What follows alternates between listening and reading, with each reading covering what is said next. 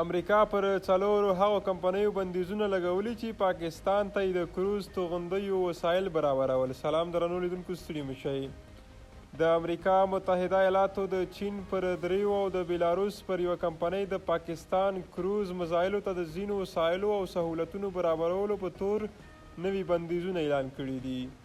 د امریکا د بهرنیو چارو وزارت د ویان متهیو میلر لخوا په خپاره شوي بیان کې راغلي چې امریکا ځکه پر دې کمپنیو بندیزونه اعلانوي چې په پراخه کچه د ویجاړۍ وسایلو په جوړولو کې مرسته کوي.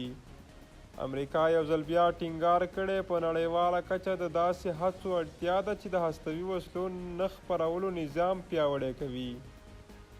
په بیان کې راغلي هغه کمپنۍ چې بندیزونه پرې لګېدلي درې په چین او یو په بیلاروس کې ده او دغه ټولو پاکستان ته د لرې واټن ویشتونکو توغندیو ترڅنګ د کروز میزایلو په جوړولو کې همکاري کړي. د امریکا بهرنیو چارو وزارت ویلي دغو څلورو واړو کمپنیو په لوړه کچه د تباهۍ اړولو په برخه کې پاکستان ته د موادو په برابرولو کې مرسته کړې او پاکستان په هستوي پیاوړتیا کې هم رول لوبولی دی. امریکا دا تور هم لګولی چې دغو کمپنیو د پاکستان د لرې واټن ویشتونکو توغندیو او همداراز کروز توغندیو جوړولو کې هم همکاري کړې ده.